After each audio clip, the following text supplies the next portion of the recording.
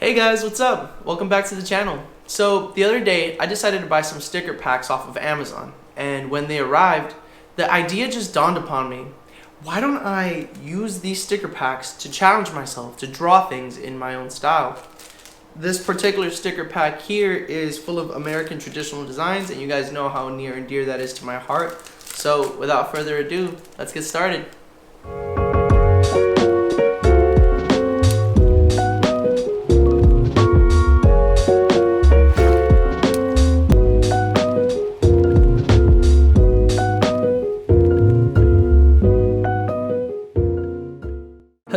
Hello, you sassy salamanders, and welcome back to the channel.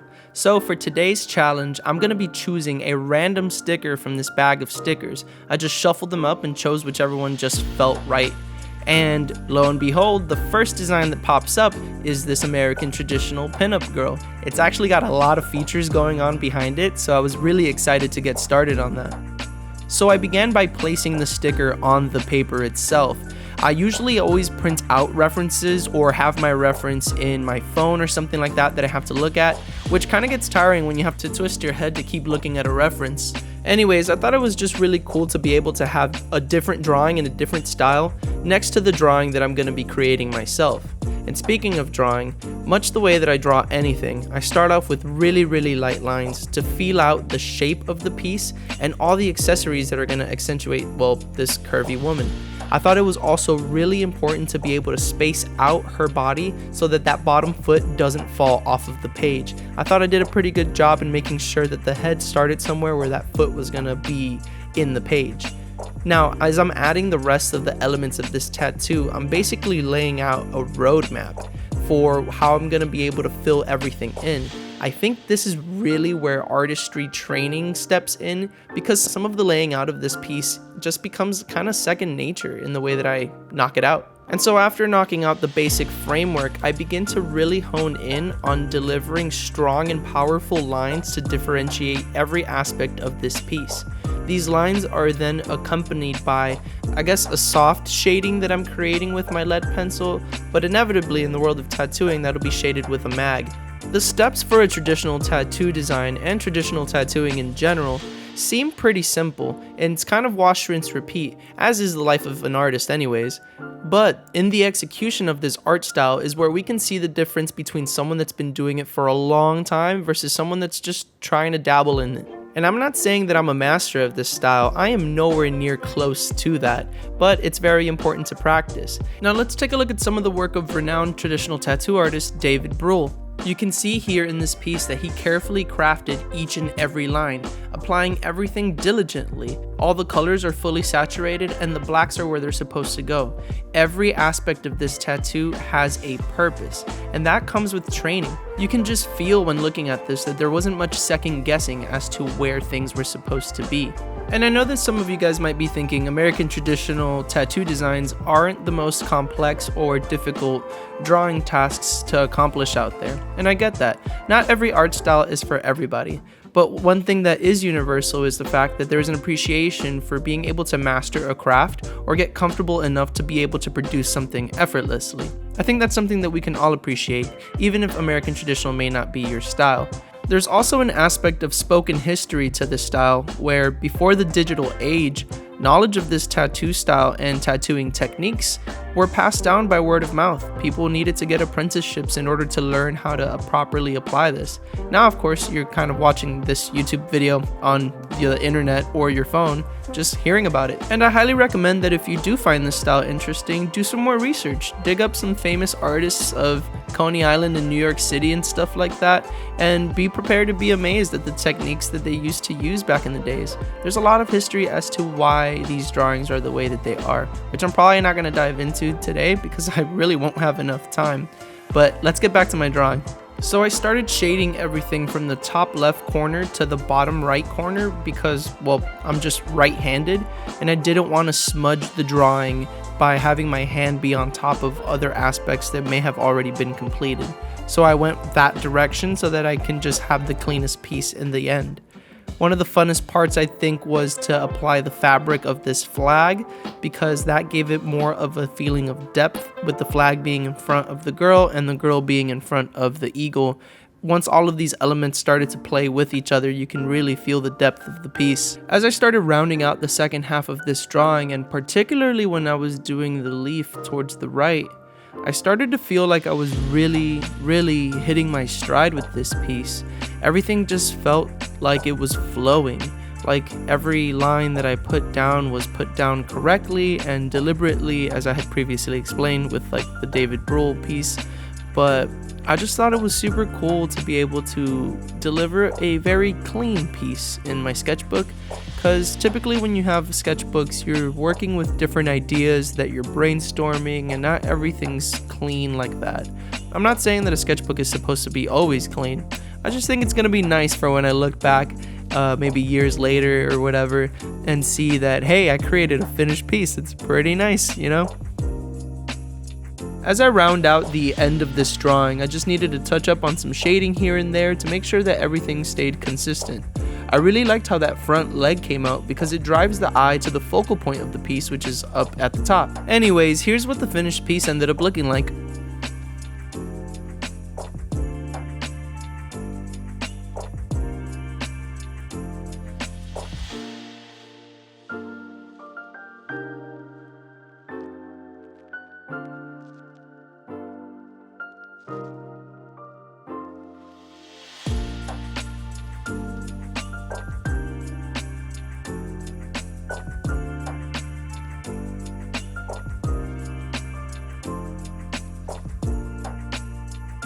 So I had so much fun drawing for this challenge that I thought, why not draw another sticker? And well, that's exactly what I did. I reached back in the bag and shuffled, and what do you know? I pulled out another pinup girl. I swear guys, I'm not doing this on purpose, it's just what happened. Next time I think I just need to blindfold somebody and have them pick out of the bag so it could be more believable, because I don't believe it myself. But regardless of that, we're ready to go ahead and start round 2. And like I always say, light lines will be your lifeline for any drawing that you do. Setting up that roadmap is imperative before you start adding details, boys and girls. It is the most important thing, and as you see here, it's exactly what I'm doing. I started off with like a simple contour line, and then I started adding shapes for the head and stuff once I knew that that body was going to be able to fit in the page. Now moving on from that, I started adding a little bit of detail on the face just so that I can capture the emotion of this sticker. I thought that this sticker had a little bit more of an emotional impact with the girl hugging the ukulele as compared to the boldness of the previous girl with the eagle and American flag. But then I moved on to adding the rest of the shapes of this piece, making sure that I had everything in good proportions with everything else. In traditional tattoo designs, particularly for pinup girls, human anatomy isn't necessarily taken into consideration. Things like the way that the body twists or how long an arm is compared to another isn't exactly taken into proportion, because you're essentially just capturing this essence of a being rather than trying to picture perfect mimic what it used to be. You gotta keep in mind that most of the people that actually got pinup girl tattoos back when these things were being made were sailors and army men who were just trying to get something to remember their dream girl by. Either a dream girl that they met while sailing abroad, or a girl that reminds them of home or something like that. They weren't gonna get, like, you know, black and gray portraits back then because A, tattooing hadn't evolved into that point, and B, they probably only had a few hours to go ahead and get tattooed before they had to be back on base or on the boat or something like that to move on to the next place.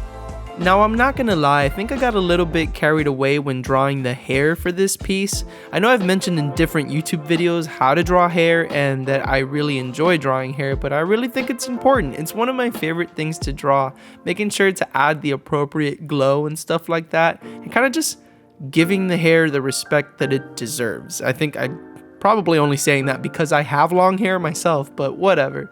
Another aspect of this piece that I really enjoyed was honestly filling out that face. There's something about the closed eyes and the sense of longing or belonging that is captured there that I just really enjoy. I think something that is important in art is not only your technical application, but being able to capture emotion or an essence of something deeper than just good lines and shading on paper. It's like being able to write a good song versus just playing different chords and stuff on a guitar, perhaps. I'm not sure. I'm not a musician, so maybe I don't know what I'm talking about. I don't know, she's just holding that ukulele, and I think that's cool because it's like super important in Hawaiian culture or whatever. But anyways, another thing that I liked about this drawing is the fact that the sticker that I actually am drawing came with tattoos itself. Basically, this pinup girl is already tattooed, which I thought was super neat. So I decided to go ahead and do that in a different color. I chose green just to contrast from the blue to show like, hey, it's a tattoo. And I always think it's super neat when your tattoos have tattoos, like this example right here. Or also the tattoo that I recently got, which has a tattoo and a tattoo right here. Shouts out to my boy Kevin at Golden Gorilla. But anyways, back to the challenge. I really liked drawing the frills on the skirt for this piece. I thought that it was super nice to have some flow to the way that her body was curving, and it really accentuated her hips in a way. And I don't know if you guys can see it, but the way that I completed these drawings kind of has a touch of my own personal style in it. Hence what I mentioned in the beginning of the video. The way that I shade and everything, I kind of just can't get away from certain aspects of my drawing, like mapping out the shading and creating little extra details where the sticker didn't originally have it. Spending so much time drawing so many different things, particularly anatomy, I've become kind of trained to see certain ways that the body is supposed to go, which when looking at these traditional tattoo designs, and particularly these pinup girls, something about the way that the right leg disappears behind the front leg doesn't sit right with me, but I also didn't want to step away from it and create something that wasn't there in my reference. I guess that's kind of the give and take of this challenge, right? Like my reference isn't necessarily perfect, hence my drawing isn't going to be necessarily perfect, but I still really enjoyed the way that it came out. This challenge was a ton of fun to complete, and I look forward to finding more creative ways to kind of just test how I draw and hopefully eventually complete this sketchbook with you guys coming along for the ride with me as well. So yeah, also if you guys have any interesting ways you guys may want to challenge me as an artist, I would really love to hear it down below in the comments. I know sometimes as an artist you kind of pigeonhole yourself into completing some of the same ideas over and over again. So I think it's kind of interesting to be able to have some input from you guys as to what I should draw in the future. I know that something about being an artist is, yeah, you want to create your own pieces, but eventually you have to work for clients and stuff like that. So being able to deliver something that may not have been your original idea is something that I look forward to do. And I'll probably be showing you guys more of that sort of stuff in the future. So stay tuned for that. So yeah, that pretty much wraps it up for this video. Take a look at how the second piece looked for this challenge. As always, all finished pieces are available on my Instagram, linked in the description. And if you haven't subscribed already, what are you waiting for? Subscribe for more amazing art coming your way. Anyways, with that being said, my name is Brandon Camilo. I love you all. Bye.